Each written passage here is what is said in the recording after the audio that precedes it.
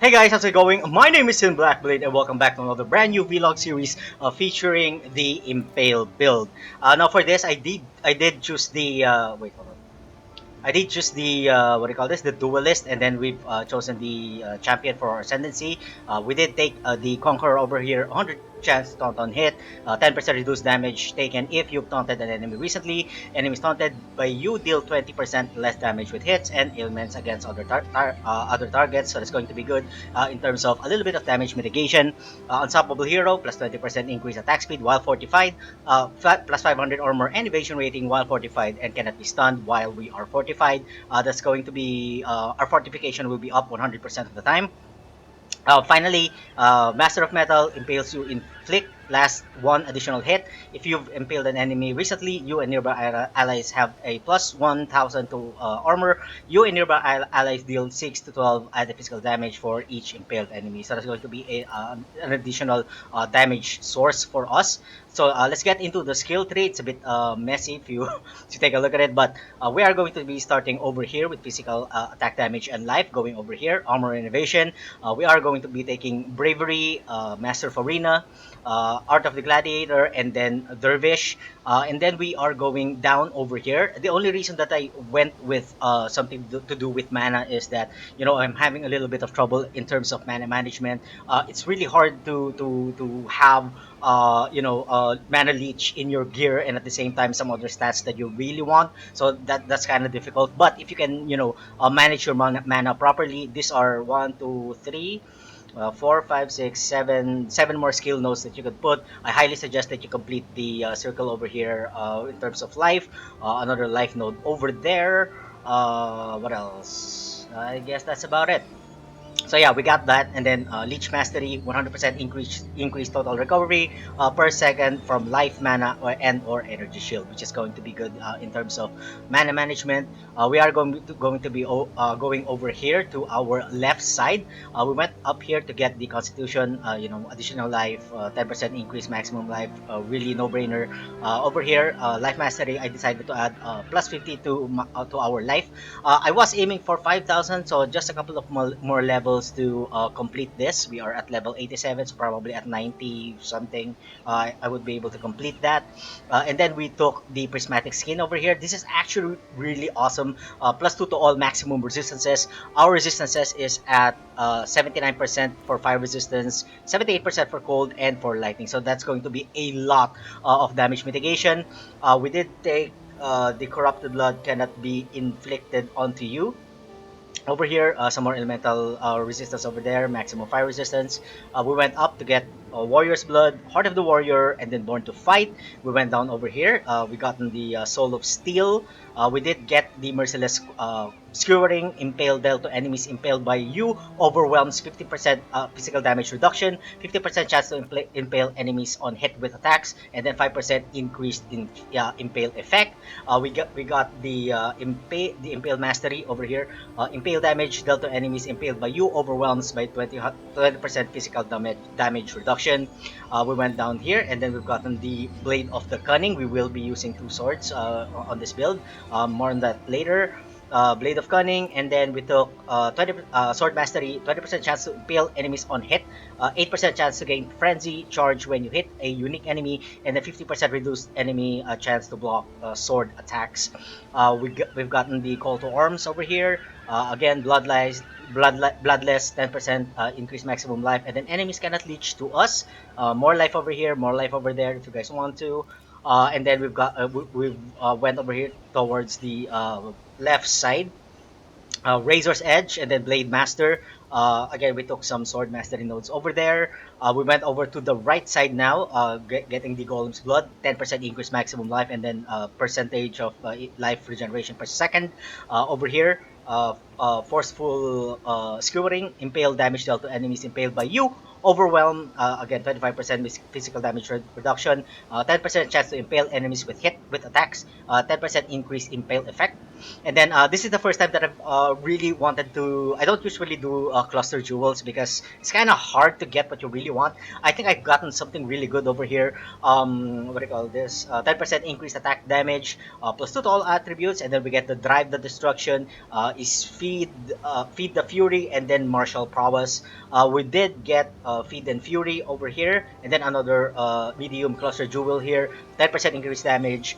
Passive skills grant 2% increased damage plus 2 to strength, and then skill is passive skill magnifier over there. Lacking some more skill points to get over here for the. I'm still looking for a really good small jeweled socket. It's in the progress. And then we went up over towards the right side. Thick skin for life, and then we've gotten the fatal blade over here. Wait, I think that's wrong. Why did I go crit chance over here? Yeah, that should have been this one. Okay, so that's wrong. Yeah. Don't take this path.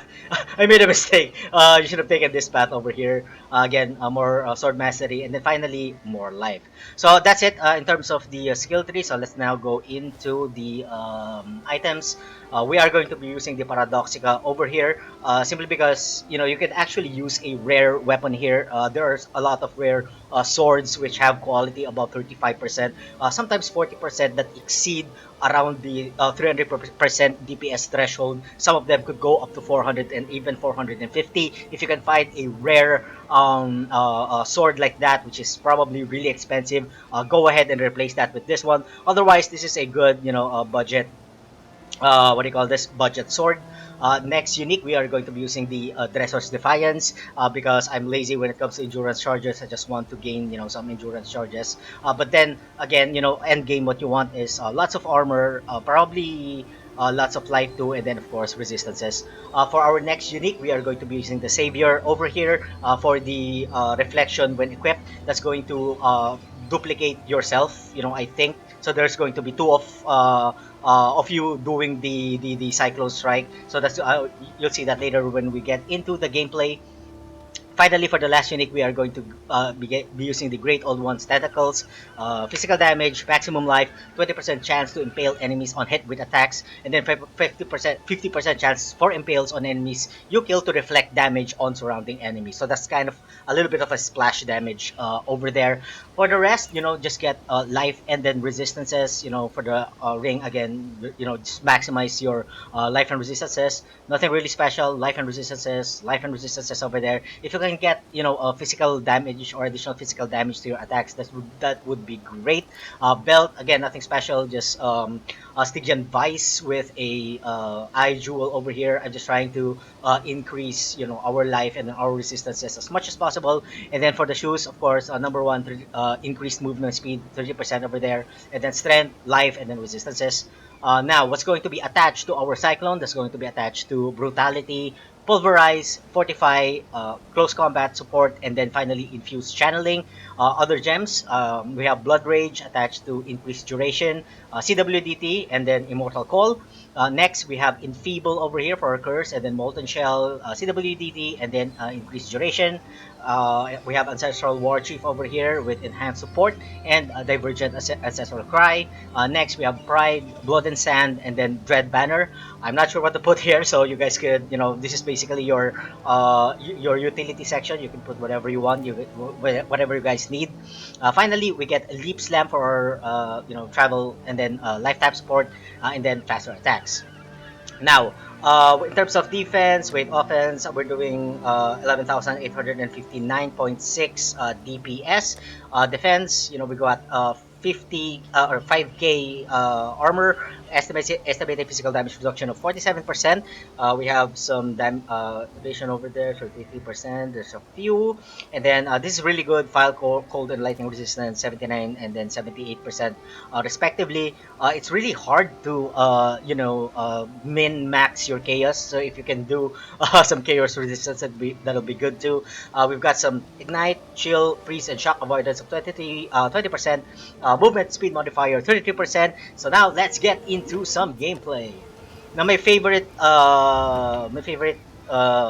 thing to do here is delve. It's always really my favorite, simply because we get the freedom to actually go wherever we want. It's like an ARPG, if you will. So let's get into some map here. I'm gonna go with a sulfite. It's really amazing. Super easy to build. The only thing that's going to be difficult is finding a really good one-handed sword. Something about 450 DPS would be nice if you guys can. It's a bit expensive, but it's going to be worth it. Lots of damage going on here. What I mean is good damage going on. Right then. I just really love the delve. I'm glad that they did not remove this, you know, and they made it a staple in terms of, you know, just the overall existence in the game. The flask is, you know, nothing really special, just, you know, anti-bleed and then, you know, lots of that stuff. I did get the Lion's Roar over there. Alright, so I guess here we go. So there's our Reflect over there coming from our offhand weapon, which is the Saviour.